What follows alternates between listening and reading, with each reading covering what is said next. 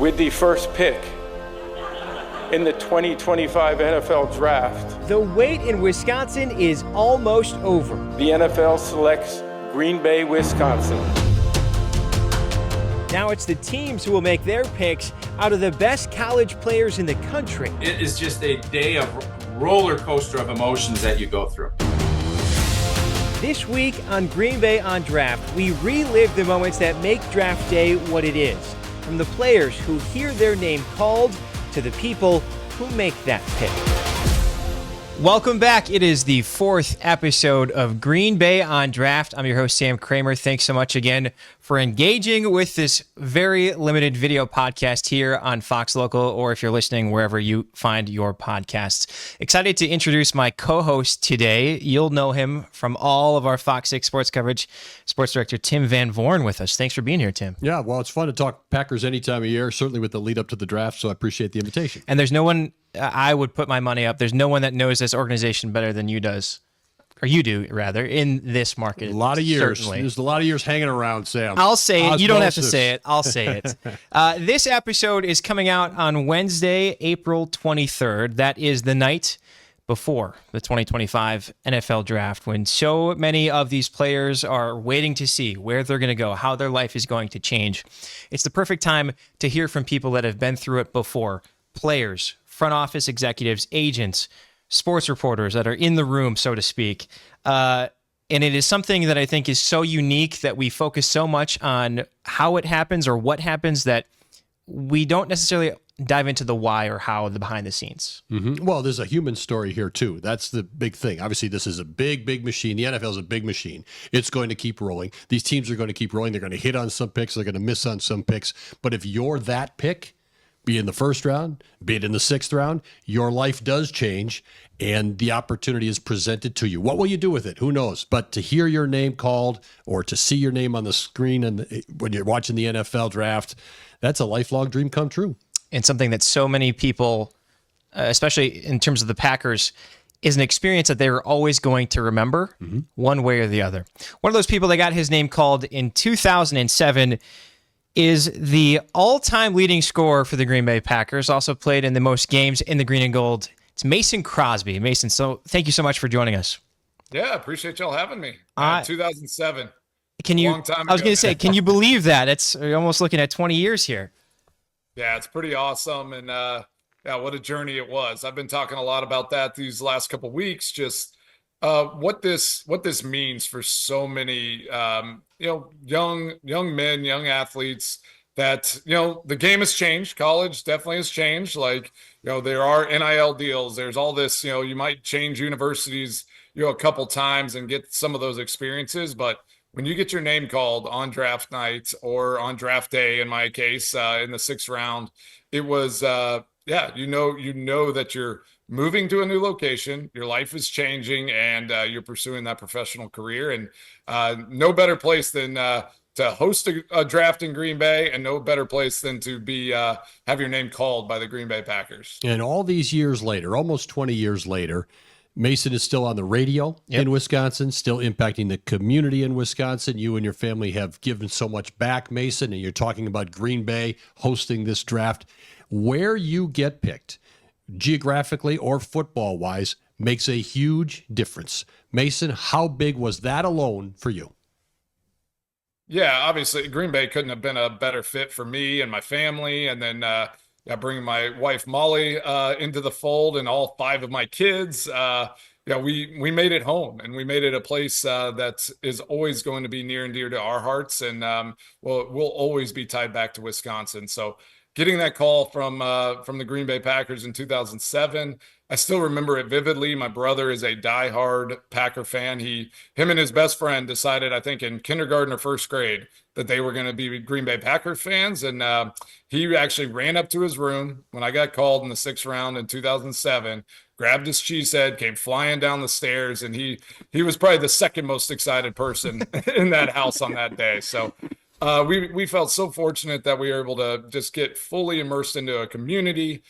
We have lifelong friends, in and out of that organization there in Green Bay, all over the state of Wisconsin. And it will always be called home for us. And we will never stop giving back to charities and doing activities and doing events there in Wisconsin. And I'm going to be there next week. I'm going to be there, get in Tuesday night, and I'm not leaving Wisconsin until Sunday morning. I got a full slate of events and schedule rolling around the draft stuff, and I can't wait to get up there. It's only right, especially after all these years and all the time that you put in. I was doing some research on specialists that where they're taken in the draft. Sebastian Janikowski went in the first. Mike Nugent went in the second a couple years before you entered the draft. All-American kicker coming out of Colorado. I'm curious, how did you approach those 3 days in terms of what you do with your time so that you are not just kind of sitting on pins and needles, your stomach eating you up as you're watching, wondering, when are they going to call my name? Yeah, well, I mean, you always hope like you might get called a little bit sooner than the sixth round, but again, like my journey is exactly what it's supposed to be. I couldn't have asked for a better place than Green Bay to be drafted to, and I just still remember I was so fortunate to have family and friends that wanted to just come share in the experience. So I was at my parents' house in Georgetown, Texas. We just said, hey, we're going to make a whole weekend out of it, whether I get drafted on day 1 or day 2. And everyone just showed up. I'm pretty sure I had like probably 15 buddies that just camped out on couches on the floor around my parents' house when I didn't go get drafted on that first day. And we rolled into day 2, and it was getting a little tense, and everyone, I'm sure under their breaths are like, I'm not sure he's going to get drafted. Like, what are we going to do? And then Packers had 3 draft picks there in the 6th round. And whenever I got that phone call, it was a total chaos and a fun celebration. And I got to share it with so many amazing people that I had played sports with growing up for a long time, coaches that, had helped me prepare and get to this point. And so, I think all the buildup, you start, you have expectations, you start kind of leaning in certain directions. And then once your name gets called, whether it's in the 1st round or the 7th round, it just, all that goes away, and you just get so excited for that opportunity and a chance to go make your mark in a new place, in a new city, and in the NFL. Couldn't have asked for again a better place than to land in Green Bay. And it was awesome. And like you said, I went I chose to go back to my senior year in college because Gary Barnett had gotten fired after my junior year. They brought Dan Hawkins in, and I had some unfinished business. I was fortunate enough to go back to Colorado and set a lot of records and graduate and finish my time there in school. So everything happens for a reason. I do think if I had left my junior year, probably wouldn't have been in Green Bay, and who knows what would have happened with this career. So it all worked out how it was supposed to. I was able to, like I said, marry my wife. We had a 15 years together there in Green Bay, and then had 5 kids right there at Aurora Hospital in East Green Bay. And if you had told me that coming out of college, I would have called you a liar. But it couldn't have been a better experience for our family. Well, and you couldn't have done better with the opportunity that you were given there in Green Bay, Mason. That's what's so cool about it. And before I get too far, and Sam and I get too far into what transpired after you were selected, I wanted to follow up one emotional question about the actual draft day itself. You are in a very pressurized profession, Mason, and the stakes that you had to deal with to make some of those kicks in your career. Most people would blanch merely at the idea of it. You responded, so you can handle situations, and to each of those events, I remember you just always saying, "Well, you control what you can control." It's a sports cliche, but it makes all the sense in the world. Yeah. You go back to draft day, though, Mason, and draft weekend, you couldn't control any of that. How difficult was just that internal battle of a guy who loves to be able to control things and has confidence that you can get things done no matter how taxing, but you have no control in that moment? That's a great point. And I think that's kind of ultimately the first test of my NFL career, right? Is having patience, trusting the process. I had to trust so many people in my career, not just in the NFL, but in high school and in college and going up through that. Always have to trust the long snapper, the holder, usually good friend and a punter, the offensive line protecting for you. Got to trust your quarterback and your offense to get you in a position to have the opportunity to go kick field goals. So those, if anything, it was just like the first of many mental tests of just really taking a breath, realizing that things are going to happen how they're going to happen. Again, control my controllables. I could control enjoying time with my friends and my family.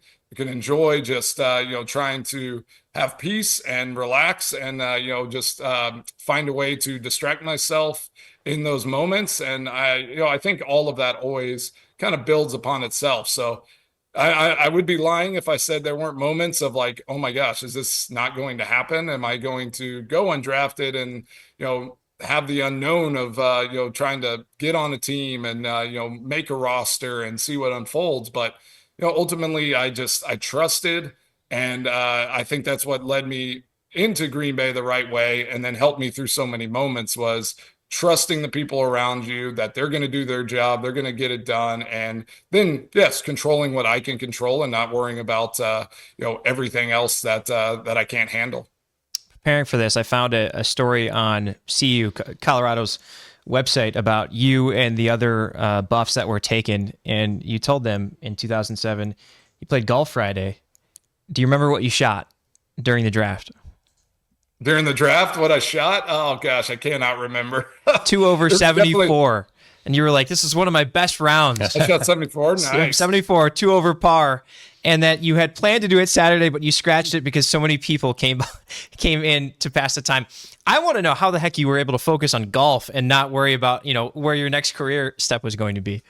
Well, I've always used golf as a good distractor to, just kind of get my mind off things, get to go outside. You get to be frustrated at times on the golf course or with shots or hits and things like that. And I've just never, I might be one of few, but I feel like I've never had a bad day on the golf course. My round might not have gone bad, like how I planned. My score might not be what it was, but usually you're with good friends, you're with people you want to be around. You get to be outside and you get to, go and compete and, kind of just have moments of distraction. So I have a kind of funny recent story where I somehow ended up on the golf course with 5 kids and just by myself. I was taking my son, and all of a sudden 3 of my girls jump in the car, and then Nolan, one of his buddies, comes and meets us at the golf course. So I have a funny picture with me and 5 kids, and I went out and we just played 9 holes, but I shot even par on the 9.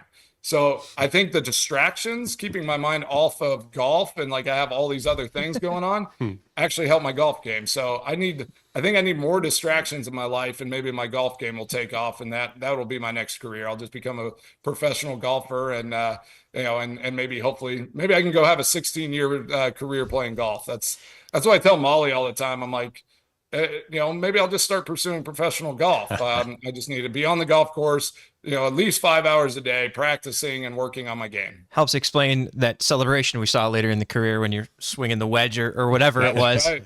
Yeah, I just saw Lucas Patrick the other day. So we actually played in a golf thing out in Bandon Dunes. So he's still one of my all-time favorite teammates, and that celebration and the pictures I have with that is definitely one of my favorite moments. It's funny you had mentioned Lucas Patrick. Okay, here's a guy who played at Duke, had to be in a rookie tryout for the Packers, really scrapped his way onto the team, and has had a nice career from there. Mason, you were drafted. You were good friends with Tim Mastley, a longtime punter in Green Bay. He was undrafted. You were good friends and remained so with Aaron Rodgers, of course, a first-round draft choice who famously had the cameras on him as he went through the draft. How often do you guys talk about your draft weekend experiences, however they may have turned out, because they did impact your lives in so many ways? Yeah, and I think that's what's so special about this. It, like Aaron's situation. Yes, he was drafted in the first round, but he fell farther than he anticipated, and maybe a lot of people did. So I do think there's something beautiful about going to Green Bay with those kinds of situations, because you go into a situation where it's all about football, it's all about going and having success, and there's a culture of just like, you're going to grind. Weather's going to get really bad come November and December. you're going to just have to find a way to be gritty and grind really hard. So I think that Green Bay, there's probably more stories of like that adverse situation where, Donald Driver, late round draft pick, Jordy Nelson, a second round draft pick, but he has that mentality of going and grinding and doing it, doing like kind of the stuff that doesn't always look pretty, the hard work, and doing it really well and enjoying it. So yeah, so many conversations and so many guys that I was so fortunate to play with that just had the right mindset, that they were never, too big for the game, and they wanted to work really hard and do it well for Green Bay, for their teammates, and go about their business the right way. Lucas Patrick's story is one of my favorite all-time stories. I mean, he was a tryout player, got a shot, got signed, and now he is going into year 10, just signing with the Cincinnati Bengals. So the amount of kind of the fortitude that he has to have to just kind of grit through those moments, always being a perennial backup, being a guy that, nobody wants to say he's a starter, but he ends up starting most games, for all these teams as they sign him as a backup because someone gets hurt and then he fills in and he's available. So I love those stories, and I tend to find myself being surrounded by guys that really work hard and do those things and do things the right way.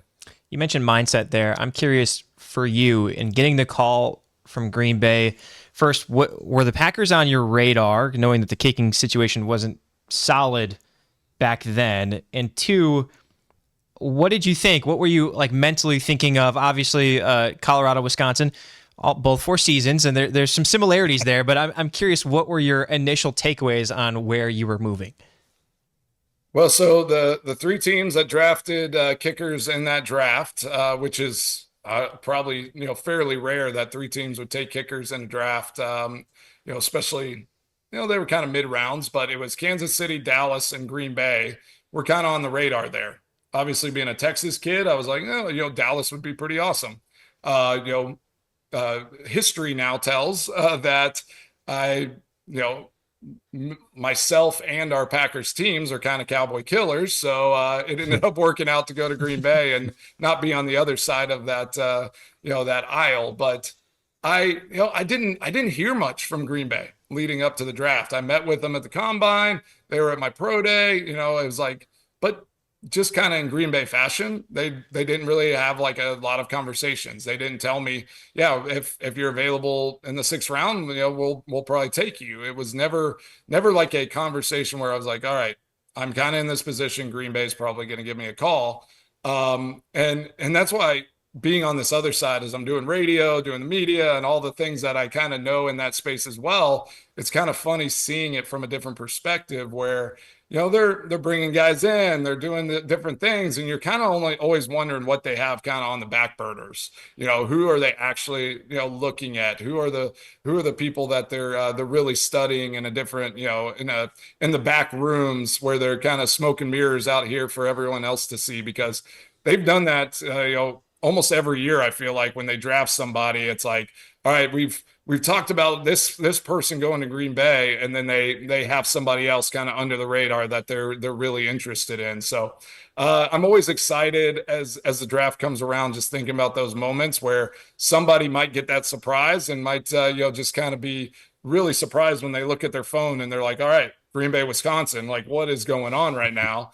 And that exciting moment to pick up that phone and then telling you that they're going to draft you to the Green Bay Packers. It's so special, and I still remember it so vividly, even though it was in 2007. Just picking up that phone, hearing I think it was Mike Stock that was on the phone first, and then talking to Ted Thompson, and again, just seeing my brother and the energy in that room. I can't wait for next week and for those moments for these young athletes to be able to have that experience. At the tail end of your career, Mason, you spent a little time out on one coast with a different team, and then you spent a little time out on another coast with a different team. And I'm sure you were completely invested in those teams when you were there. But the bulk of your career, of course, was a Green Bay Packer. How long after that call that you just talked about did you feel like you were a Packer? In other words, was it immediate? I'm a Green Bay Packer. Did it take a while to sink in? How does that come to a guy who's going to end up playing so many years in Green Bay? Yeah, kind of how my mentality was like you almost like never really make it. You're just kind of always working to earn that spot, to deserve that to be on that roster and to hold that position. So I had yes, I was drafted. Like maybe had a little bit of a front run situation, but we competed my rookie year. I kicked more balls in that off season and that training camp than I think I ever did the rest of my career through an off season.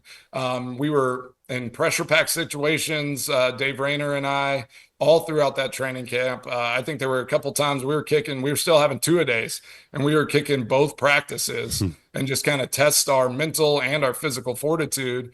And, honestly, I never really let myself relax and think that I was going to be a Green Bay Packer until I finally got that call and said, you're on the 53-man roster and you will be our kicker for that 2007 season.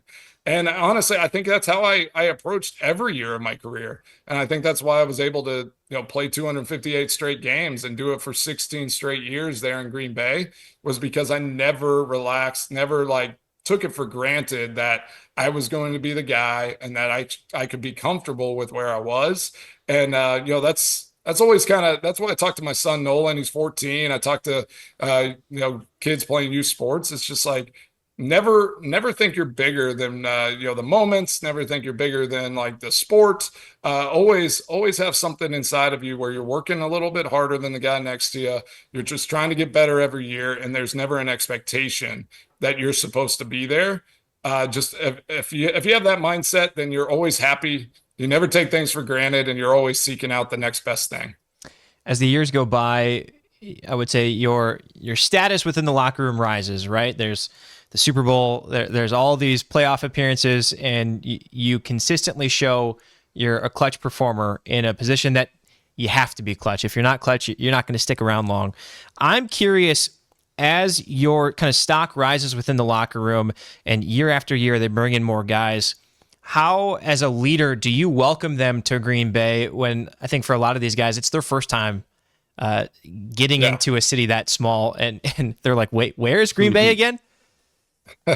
Well, they're actually, Lucas probably comes to mind for another funny story there, because he was like, yeah, you didn't talk to me for like the first couple months. And I was like, yeah, sorry, dude. Like by that time, I had seen too many people that honestly, you start liking a guy, you start getting, like building a relationship, and they don't make it and they move on. And honestly, like I almost started protecting myself from that a little bit, especially as I got a little longer in the tooth. So that Lucas and I joked about that. I think when I saw him at Bandon, he was like, yeah, like you gave me the cold shoulder for a bit. And then finally one day, I think it was during training camp, I invited him to go golf, and he was like a kid in a candy shop and was so excited to just be able to go and mix it up, and kind of the rest is history. But I definitely had that where it was like you could kind of tell guys that did it the right way. And so I would always like start kind of trying to lead and form relationships with the guys that would step into that space and do it the way that I felt like it should be done, where it was like, you're going to put your head down, you're going to work, there's not an expectation that you're going to make this team and you're going to be here. Whether you're a first round draft pick or an undrafted free agent, you could always kind of feel that pretty early on. And, so I think as I got a little bit older, it was more discerning on like when you stepped into a space and, kind of really took that time, because the sad nature of this business was there's a lot of turnover. There's a lot of revolving doors. I tried to have as many good and deep relationships as I could. Definitely got harder as you get a little bit older, and it just felt like everyone got younger, and that turnover started feeling like it happened more and more. But I can't tell you enough about just being in Green Bay, the expectation of how we were doing things. We had such a good core group of veteran players. It almost just was like palpable. It was like, all right, this is how it's done. If you're not going to follow along, we're just going to kind of leave you behind. But if you're eager, if you want to be a part of it, we're going to take you to exactly where you want to go. And I talk about, it's like Aaron Rodgers, Jordy Nelson, Donald Driver, Charles Woodson when he was in the building, Julius Peppers, Clay Matthews, like the names go on, like just guys that did it the right way and brought everybody up with them. It was we just had such a special run, and I'll remember those moments forever. Mason, to follow a little bit on that, you talk about the players doing it a certain way. There's a support staff in Green Bay and an organization that certainly supports these players as well. And this draft class for 2025 is going to come in, and there will be a number of undrafted free agents that come in as well. I don't think fans understand how much the organization, and it probably happens across the league, but I know for a fact in Green Bay, it really embraces those players, embraces your family, explains what's ahead, and puts you on the path. Could you describe a little of how that goes and how important it was to you as you arrived in the NFL? Yeah, Green Bay has such an amazing support staff throughout that whole organization. And they lay it out so concisely of like, all right, here's kind of family involvement, expectations. Here's, it's like whenever I was drafted, my parents came up and they got a whole orientation, got to kind of see what the lay of the land was. And then whenever Molly got involved, Sherry Schuldis there was, just always so great at, getting the wives and the girlfriends and the families what they needed to be successful and to help us be successful on the field. Which is obviously, the big part of all of that. So, it feels like a big family. I like you said, I went to LA for like a moment, went to the Giants for a few weeks, and the Giants definitely had a similar support staff feel as Green Bay, where a lot of the support staff had been there for 20 plus years. And that's something that's awesome in Green Bay, is that so many people in that building live and breathe Green Bay Packers and what that culture and what the expectations are, and everyone protects it and loves it. So you can just feel it. And, that's what makes it special is you come into that building, you're not just becoming a part of a football team, you're becoming a part of the Green Bay Packers, an organization that's been there forever. And there's an expectation to uphold that legacy. And I think everybody in that building really carries that forward. I'm curious, as you have entered into your second career on the media side, you're host of the Mason Crosby Show on 105.7 The Fan here in Milwaukee. You also host a podcast with your brother Reese, Kicking It with the Crosbys. When we look at the draft, does your perspective change as somebody who has been through it and now is on the other side of it, kind of glued to what's happening? Yeah, I mean, a little bit. But it's also, I just still enjoy the process. I enjoy hearing all the stories about and learning, what these athletes are, not just on the field, but off the field as well. Especially, you get the big storylines about the first rounders and especially the first 5 picks and what all that's going to be. Honestly, it's like you get a little tired on all fronts, trying to predict where everyone's going to go, because again, you don't know unless you're sitting in that room and or you're the GM who you're going to take most of the time, especially once you get kind of into those later picks. But I just get really excited thinking about that 3rd, 4th, 5th, 6th, 7th round pick that is going to get an opportunity to go and compete, and really kind of be that base and the foundation of that roster for years to come. Those kinds of stories always get me, and they got me. I was fortunate enough to be a 6th round draft pick and be a story where I had longevity and was able to make it a long time. And I just always hope that there's going to be that 3rd, 4th, 5th round draft pick that ends up making a roster and then becoming a star for their team and gets to have a long career. Those are always kind of the stories I'm looking for whenever draft time comes around. It's a pivot point in life. That's the amazing thing about it for me. You know at your level, Mason, coming out of college, well, you're going to get a shot somewhere in the NFL. And most of the guys in this draft, the 300 people are at the combine, and 500 guys legitimately think they have a shot to go to the NFL. They know they're close to that level at the very least. So it's not like you won the lottery out of nowhere, but it is a pivot point. The compensation that's going to come your way, the opportunity, the adulation. Do you ever think about that, the magnitude just of that moment, that draft choice moment? Yeah, it really is. And obviously, like we were talking about, and I do not love all the NIL transfer portal stuff because it almost takes a little bit away from what this moment is in life, because you've experienced a little bit of it, but still, you don't get an opportunity to choose where you're going when you're being drafted. Somebody else is saying, like, I really like, we love what you're about as a player, as a person. We want you to be a part of our team and build this culture and this bring something special to this organization. And just that validation is such an important piece to this whole process. And so I hope I hope these young men don't take it for granted that an organization has said, like, we value you not just as a player, but as a person. And when we want you to lead our organization into the future. And that's a big responsibility. And it's something that can't be taken lightly and can't be taken for granted. And I think it is just it's a huge pivot point in life. It's life-changing for so many young men that get to go and get on the big stage and play in professional football, and then provide for their families and just have this moment in time that's so special. The hope for me is always, like, for a drafted player is, and it's a pretty rude awakening too. It's like, all right, you get drafted, you go to rookie minicamp.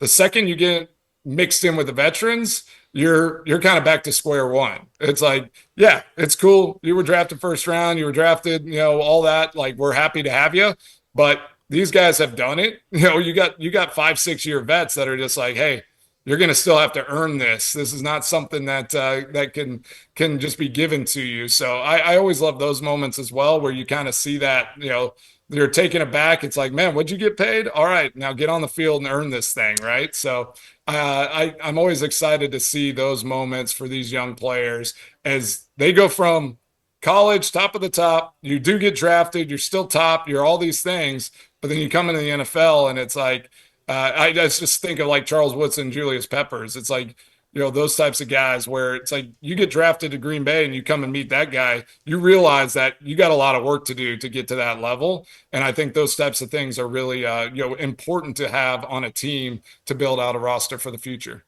That was going to be my last question, is that through so much more coverage of the NFL now, just even over the last 20 years, you look at a show like HBO's Hard Knocks, where you get to be in the room looking at, I remember last season, the Bears are going around and all the rookies have to stand up, say their signing bonus and what have you. I'm curious for you, who were the veterans that welcomed you in, that made you feel like this was going to be your home and ultimately helped you be comfortable in that? If you're comfortable off the field, you're ideally going to be much more comfortable on the field. Yeah, I think early on you're like, you find the rookies kind of, trying to hole up. You try to attach yourself to a few veterans in your position group. I was there with Rob Davis, so he was our long snapper, and he actually had a locker over by the offensive lineman. So I'd try to venture over there, hang out with the O-line. You always want to get around the big guys. They're always going to protect you. They're going to keep you safe from, anybody that's going to mess with you in the locker room. So I always tried to get as close to the offensive line and defensive linemen that I could, so that they had my back if anyone, tried to mess with me.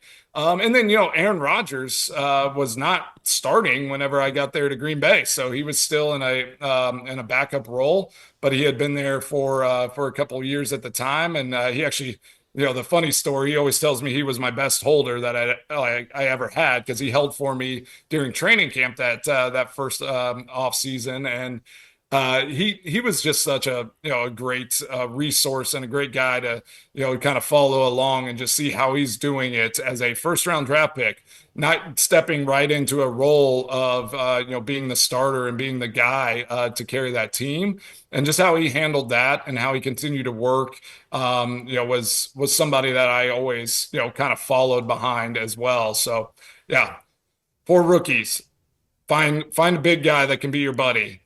Find the quarterback that will have your back and stand up for you. Important things. You'll be good if you have those two things. My wrap up, Mason, would be this: you are a Super Bowl champion. You are incredibly decorated at the NFL level. You're a Packers legend. You're in the Packers record books. It all started. This conversation's been fascinating, but it all started with that draft day. Where on your list of accomplishments or moments to appreciate in your professional career is being drafted? Wow, gosh, I mean, honestly, it probably, as I reflect, it's got to be it's got to be one just on the mere fact that it was the first, right? So it was the moment that got me all the opportunities that I was so fortunate enough to take advantage of. And yeah, if I don't get drafted to Green Bay, you just don't know what that story is going to look like. So I just have to look at that moment in 2007, whenever my name was called in the 6th round of that draft, that started this whole journey, and it gave me every opportunity that I've been able to have. And and again, it's the football field stuff I hold on to, and I'm really proud of records and the Super Bowl championship and the team that I got to play, the teams I got to play on. But it's the relationships, it's the lifelong relationships I have with my teammates, with people in that state of Wisconsin, everyone I've been able to kind of interact with and come encounter with because I was a Green Bay Packer. Those are the things that I can carry with me forever and will really serve me well in the rest of my life as I continue to move outside of this game of football and into these next ventures. It just dawned on me, there's been a lot of talk at Colorado about retiring numbers. Maybe they should be retiring this man's number here.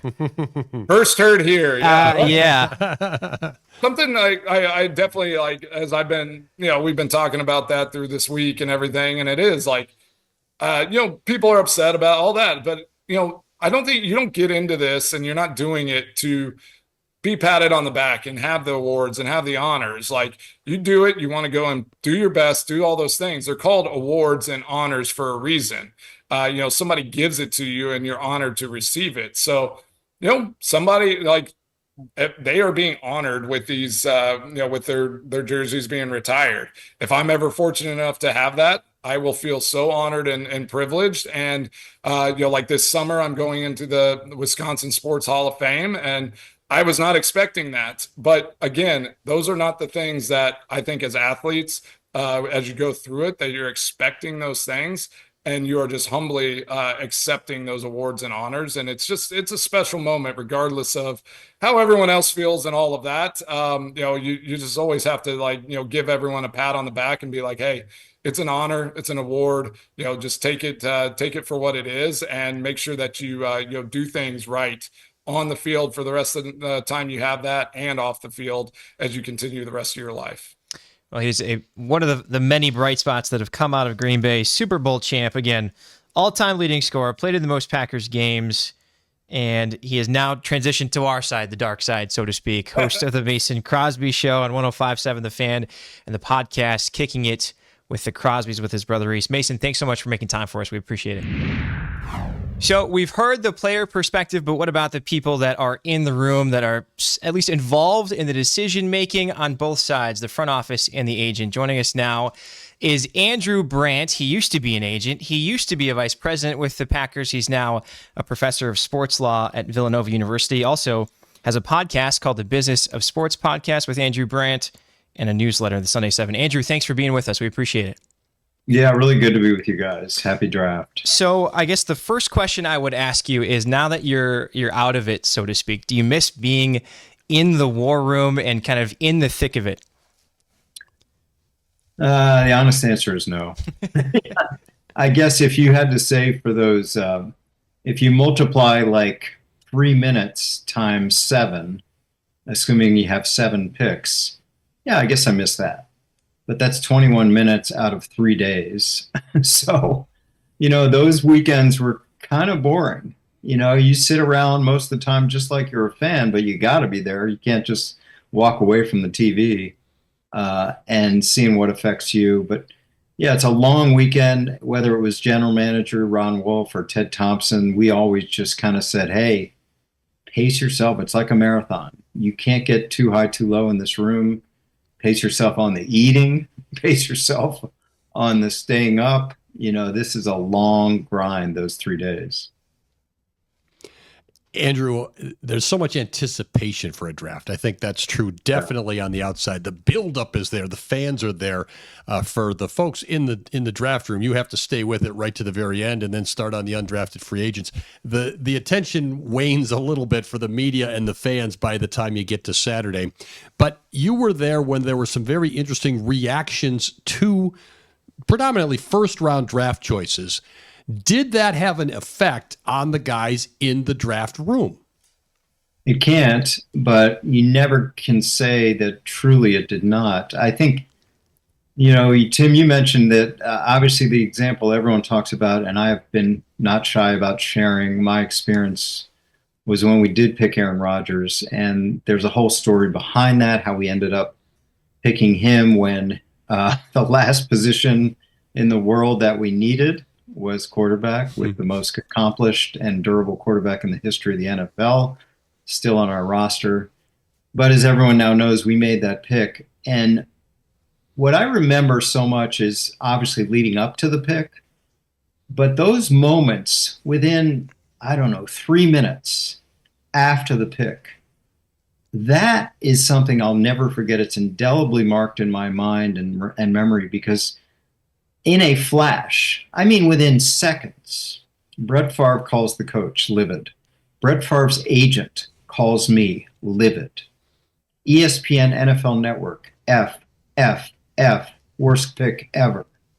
And then the draft party going on at Lambeau in the floors below us, right below our room, our war room. I can never not remember this.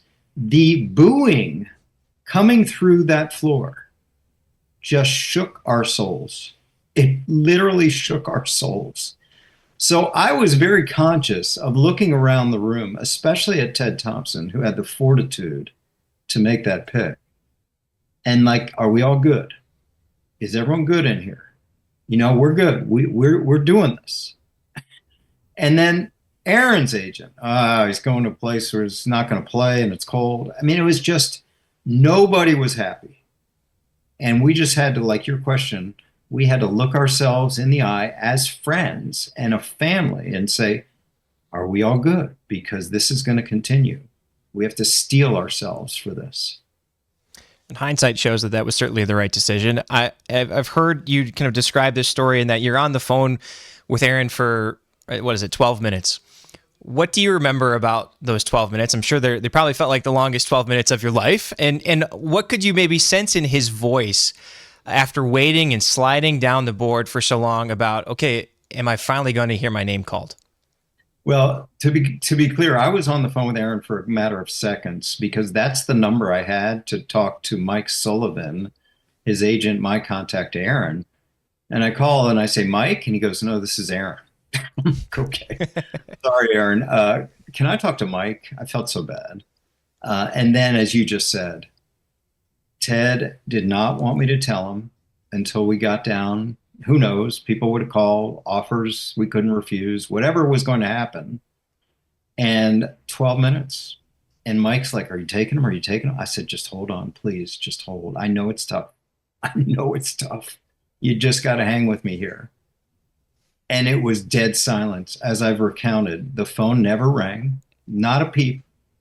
No one in the room said anything. Everyone's looking at me holding the phone. We're looking at the TV of Mike holding the phone with me. And again, 2 minutes left or maybe less, Ted said, all right, tell him. And then we did. And it turned out to be one of the best picks in Packer draft history. This year, the Packers have the 23rd pick. And you think of where they got Aaron Rodgers and what he meant for the franchise. That's one of the reasons there's optimism any year for any team going into the draft. Andrew, you obviously being part of a team are part of that optimism, because that's how teams build their roster. But what you're touching on there, to me, is always fascinating, how much interplay there is between a team and representation for players who you end up choosing, maybe for players you don't end up choosing as well, as you go through that from year to year. That doesn't get covered as much, but how much intrigue and how much import is there on that aspect of things? Tim, when Ron brought me into the Green Bay Packers, I was an agent, and I went through this experience from the other side. And Ron said something interesting to me when he hired me. He goes, a lot of people in my position really don't like the influence that agents have. But I recognize it. And I just recognized it by hiring you. And I think that's an important, this was back in 2000. So the influence of agents is not to be denied, and I did not fight it. I embraced it. So whether it was the draft day or throughout the year, just on the phone with these guys, I knew they were the gateways. That's what I call them. The gateways to the players are the agents.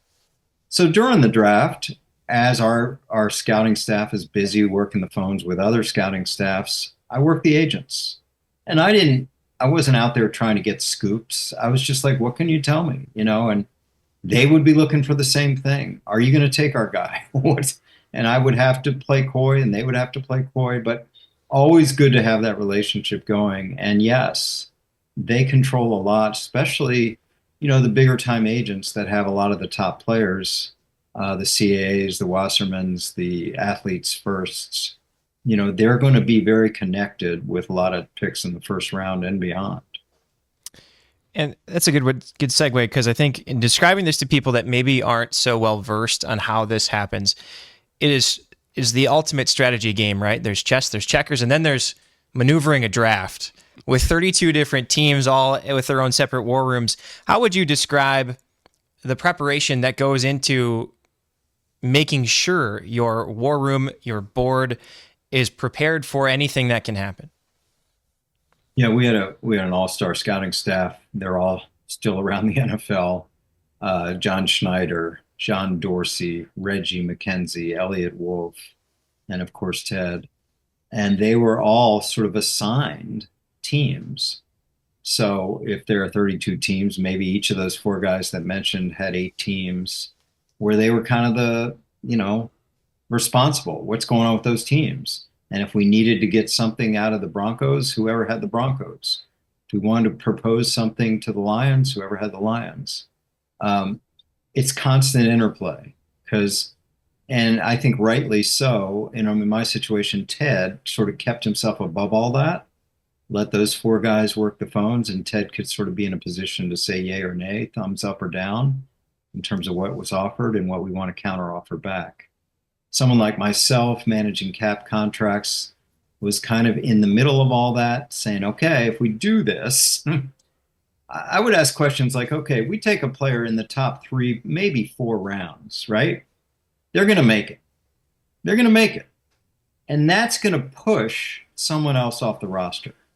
And I just wanted to know the player we're pushing off the roster, and I know they can't make all the decisions in April. Does he have guaranteed money? Will there be a cap hit? Where are we going to project that scenario? What about guaranteed money in other positions? So I was always doing scenarios on the fly during the draft and asking those kind of questions to our staff. Obvious cohesion there when you were with Green Bay, Andrew. I think there's cohesion with Brian Gutekunst and his closest lieutenants now in Green Bay, and it certainly is an advantage as you get into these situations. But ultimately, the GM is always held up as the man who makes the pick. All right. So how much consensus building is there? How much... I don't know that you can give specific examples, Andrew, but how often does that GM have to stand out above maybe the recommendations and make it his pick, because it's going to be tagged as his pick for better or worse going on into the future? Yeah, it is. And you get tied to these players, especially at the top of the draft. It's fair or unfair, however you want to look at it. And again, back to the Rodgers pick, I mentioned earlier, Ted Thompson, now deceased, rest in peace. The fortitude he had there. The year before, he was mum to everyone, maybe his closest lieutenants, not so much, but that was a draft with Reggie Bush and Vince Young and Mario Williams and DeBrickashaw Ferguson. And we took A.J. Hawk, and that was always his pick. Always. He was enamored with A.J. Hawk throughout the draft process, but we didn't really know that. He didn't want that out there, but he had real fortitude about these picks. With Aaron, obviously, things you have to react. But I think that the discussion we had about Aaron post-picking him was that we just sent 7 guys on the road for 6 months. And one of them was Brian Gutekunst. And if we did not pick the only remaining first-round grade on that board and dip down to our second-round grades to take a player of need rather than quarterback, how does that look? How does that look to the scouting staff that just traversed the country for 6 months, put the board together, and said, that's the only remaining first-round grade? Yes, he plays quarterback, but We got to trust that. And I was very much behind that. I'm like, if we dip in and take a defensive lineman or a corner, great for our needs, but we will deflate this staff. We don't go picking second round grades when we have a first round grade up there, even if he plays quarterback. And I think the Packers are very true to that. Gutekunst is very true to trust the board rather than need. I asked Mark Murphy in the first episode, not sure if he made that or was in the extended cut, if he feels the frustration that fans will often say, like, hey, we didn't take a receiver in the first round the whole time we had Aaron Rodgers at quarterback. Like, does that make its way to the top? And he said, look, we hear it, but he has full trust in Brian Gutekunst. How important is that the acting owner here defers versus some of the situations we have seen in other franchises where perhaps the owner is a bit more of a strong arm, drives you to take a certain player, and, well, all that work kind of goes for nothing? Yeah, I can't speak to exactly what happens with other teams, but you hear the stories, and I can't imagine dealing with that, where just like a situation where we had, where someone could just, some decision maker owner could come in there and say, yeah, I like this guy. Maybe they like him because he was on a commercial, or maybe they like him because he's more marketable than the player you're picking. It may be a different reason. So that would be extremely frustrating. Even from my point of view, I was involved with contract negotiations for months sometimes, and I would talk to colleagues in the same boat, and an owner would come into their office one afternoon and say, hey, I want that deal done today. And then you just lose all that leverage. And I thank my lucky stars I didn't have to deal with that. Now, as everyone knows, there are disadvantages to not having a billionaire you can walk in that office and say something to and get something done. But I think the good outweighs the bad in terms of that ownership issue. Andrew, I did a series leading up to the draft this year, a series of draft diaries, some of the guys that you were involved with and just Packer players over the years, or maybe players that, got drafted elsewhere and ended up in Green Bay. And to a man, the players that I talked to were just so appreciative of the opportunity for being drafted into the NFL, to have the opportunity to play with any team, and then for it to be Green Bay. And granted, the guys I talked to have had successful runs in football, and they can look back favorably. But what feedback did you get over the years, either while you were still with the team or in the ensuing years, from guys who talked to you about their draft experience, good or bad? Yeah, I mean, I think that everyone's got a different story. And what people don't realize is you get past the first round, and like you just said earlier, that a lot of people don't pay attention, including players and their families. Like, it's just too much to just wait through every pick. It's agonizing, especially past the second night. And then you get into rounds 4 through 7, and most of these guys are like, you're not going to sit through every pick. So a lot of the stories I hear from are where they were.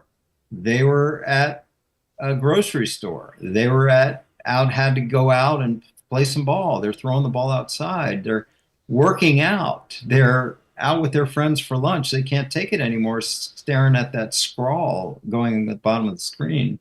So that's usually the stories I get. Like, the where were you when you got picked is very rarely in front of the TV. Is there a player that stands out to you on the other side of that call? I'm sure there's obvious elation when they hear that they're going to be picked. They can think of the history of the Green Bay Packers, and I'm guessing a lot of times, boy, I've never been to Wisconsin or Green Bay. How many warm clothes do I need to pack? But, not many people, I guess, perhaps think about what comes after that, the signing a contract, getting here, and kind of the onboarding, if you will. I'm curious, what sort of reactions maybe do you remember about the process that comes after that? Yeah, I mean, for the first round pick, they come in right away. Pick them on, whatever, Thursday or Friday. They're in by the next day, press conference. They go back home, and they get back for the first mini camp, which is either the Thursday after the draft or Thursday two weeks after the draft. And then you sort of onboard all the picks and the undrafted. So you're looking at a group of 20 to 25 players, mostly undrafted of that group.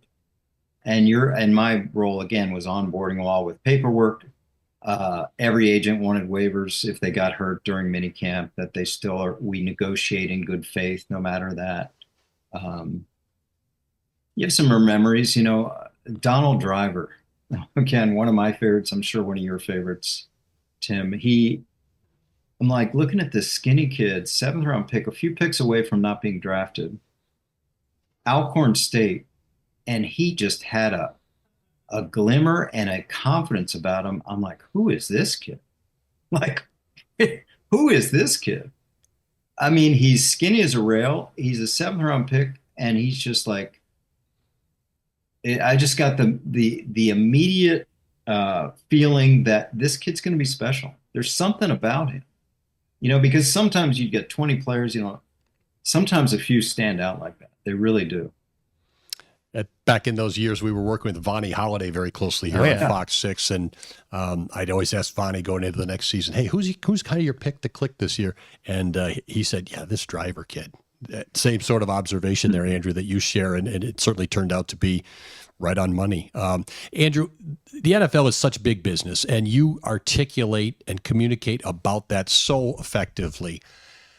Where is the draft in the big picture of the NFL?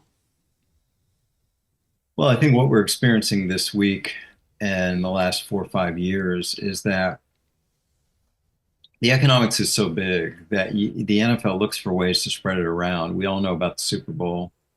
We don't know about things like owners' meetings, which does bring in some economic impact and does require a certain level of hotel, does require a certain level of opulence, if you will.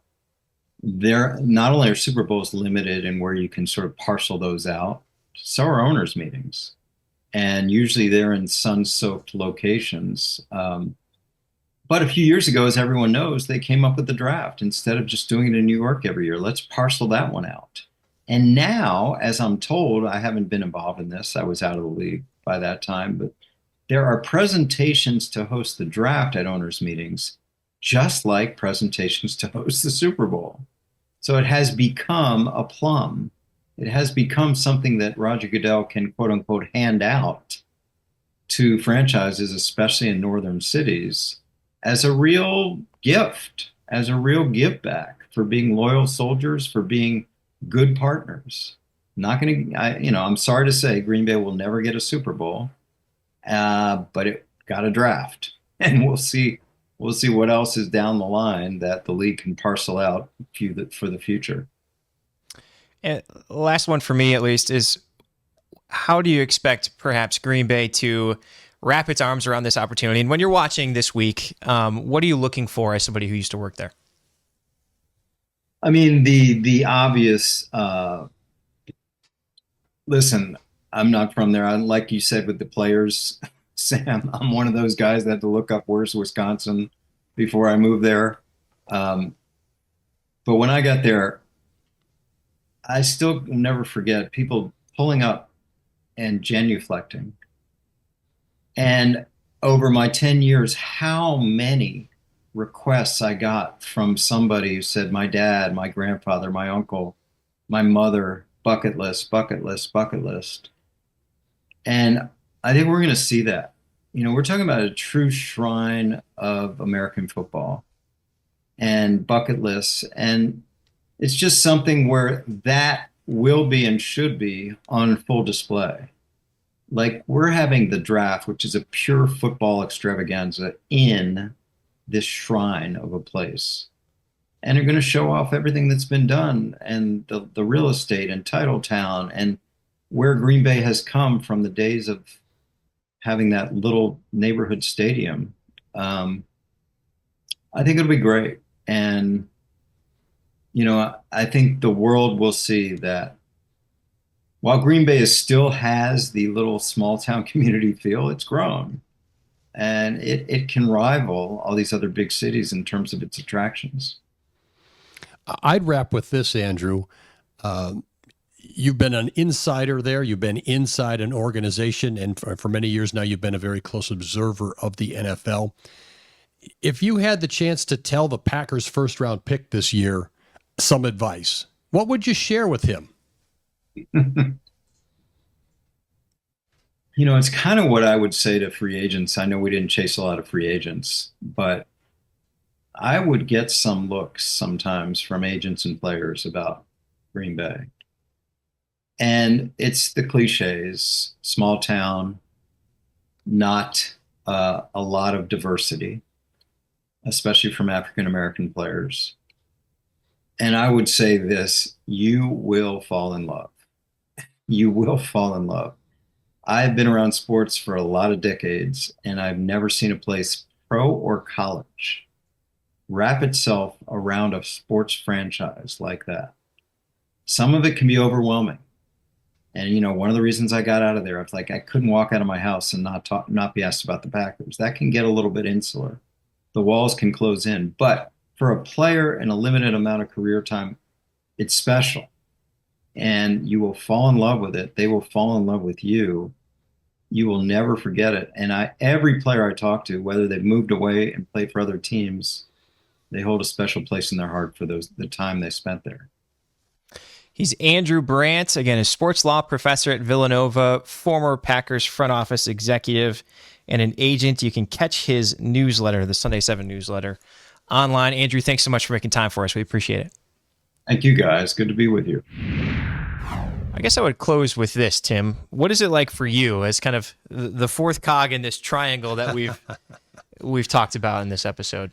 Merely an observer, it has been fascinating to be a part of these moments for these players. It's neat to talk about it with some of these guys now that I've gotten to know over the years, but to reflect back on the very first time I encountered them when they came in as the first round draft choice, or you went to the rookie orientation camp. And even just a couple years ago, I remember Carrington Valentine is on the team now.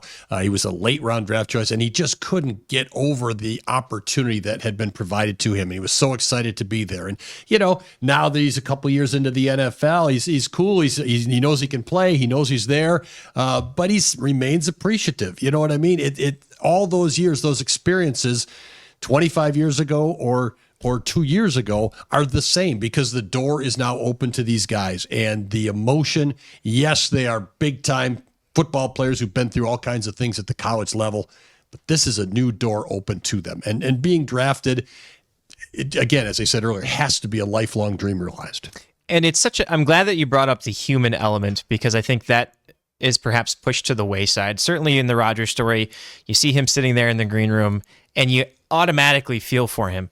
But you get to see, again, in the locker room year after year as these players come through, what is really an evolution. And Mason's a good look at that. Somebody who comes in, has to compete for a job, he leaves, and it's like, yeah, he's going to go down as one of the greatest Packers ever. But it starts with this moment. And do you think oftentimes these players that come in even realize that? I can't imagine at the time. Yeah. It's a blur. It's a whirlwind. You get the call, and then suddenly your agent and your family are figuring out how to get you there, and physically what do you need to do. And now you're meeting these coaches. We haven't talked about the coaches in this entire podcast, but they are such large, they play such a large role in these guys' development going forward. Suddenly you come in and, well, we want you to play this position. Well, that's not exactly what I did in college. Are you nervous? Are you driven? Are you eager to get out there? What is it? It's different for every guy, and maybe even different from day to day for each guy. So it is a continuum. You know what I mean? The Packers are going to throw the football, right? Yep. And there's going to be a leading wide receiver every single year. There just is. You could be a good team. You could be a bad team. Don't get too caught up on, I'm this year's leading wide receiver, because there's always one. And it's going to continue. How many years have the Packers been in play? There's always been a leading wide receiver. So who are you? How do you carry yourself? How do you go about your job? Do you stack success on the field so that you have a longer career? It all has to start somewhere. And for so many of them, it does start with the draft. That's what's just so fascinating about this opportunity. And I would ask you to close this. What are you looking forward to most as somebody who is really involved in the X's and O's? And we talked about it before we got started here.